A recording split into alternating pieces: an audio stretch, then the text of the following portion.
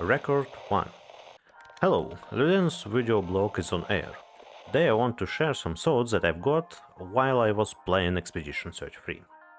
I want to emphasize at the start, I don't do an analysis here or review. I even will not read a wiki or story about development, just some ideas that I've got while playing. So yeah, it's just my pure thoughts after playing. I'm just trying to express my experience here. Nothing more. Expedition Search 3 came up for me from nowhere and I had strong doubts about this purchase.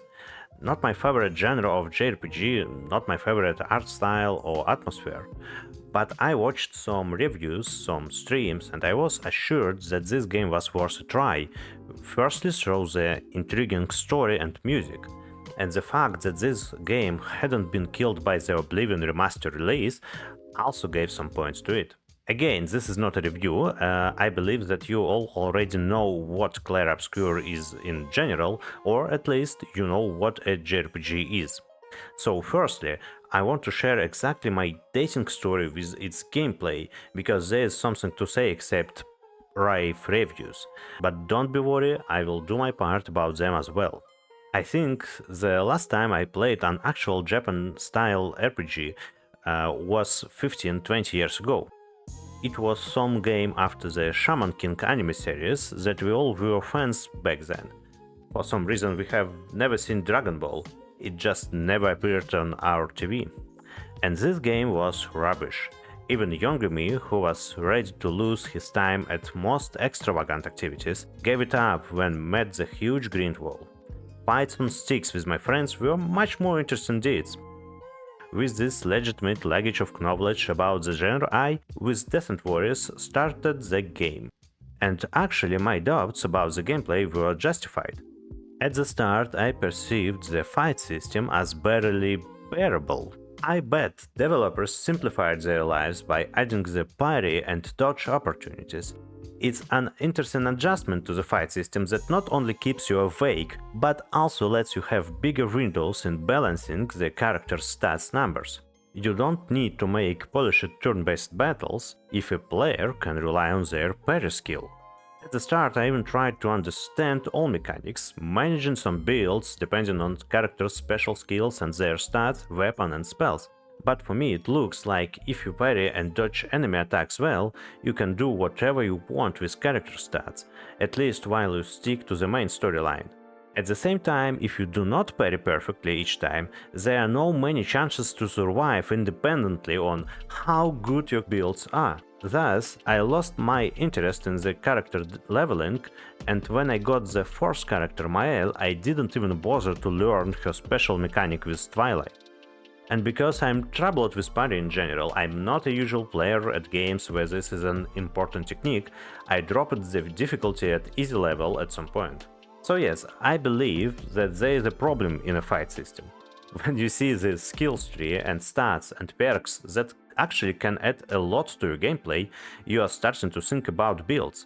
But the output of builds does not seem valuable to me.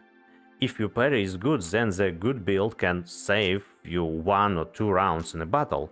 If your parry is poor, doesn't matter how good your build is. Yes, later I learned that there is a very specialized builds that could play around missing parrying, but when you play it for the first time and still didn't drop on all necessary perks, you probably should rely at parry much more than at smart leveling and your builds. Little remark here, all what I said here is about the main quest, not the endgame content where you should watch your stats.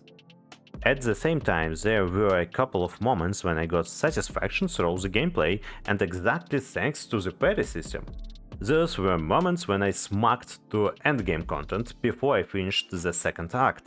When your damage is low and your characters are dying in 2-3 past attacks, well, these battles can take 40 minutes and all the time you are focused on this parry rhythm gameplay. Victory felt really great after that.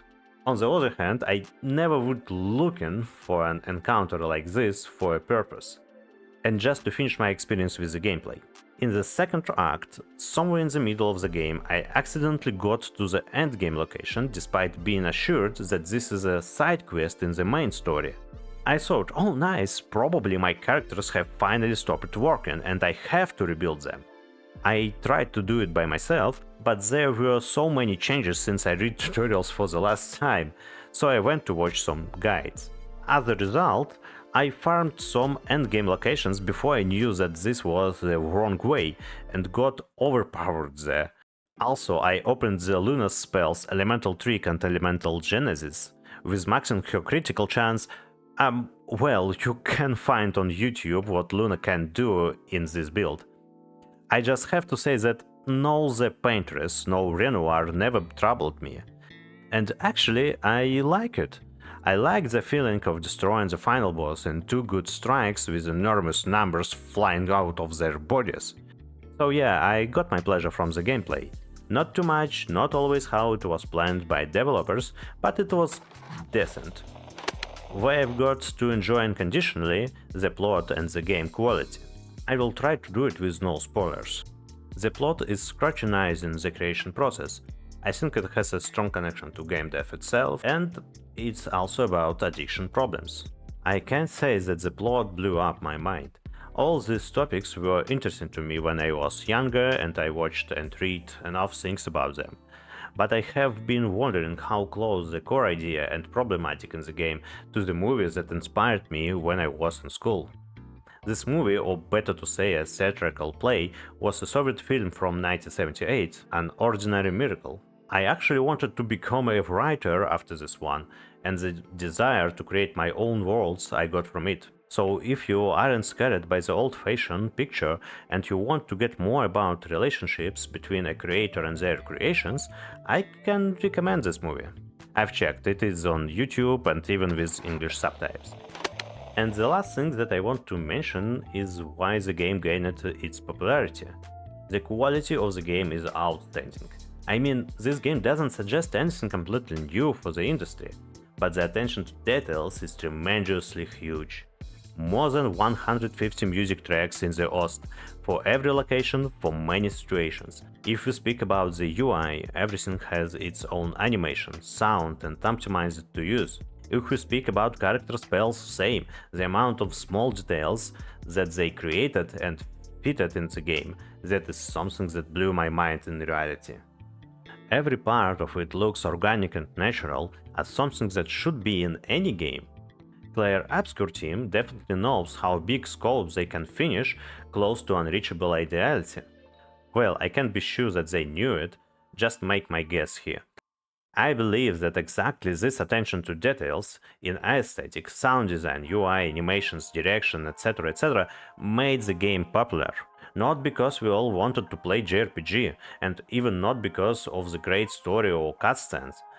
It's just a game that shows us what the modern game dev is actually capable of producing when passionate professionals know exactly what they can do and what they want to do. So yes, this is the end for now. I want to make some video formats that I can produce fast enough to not slow down my own efforts in game development. Thank you for your attention, put like under the video, comment your own experience with the game, and see you soon I hope. Records end.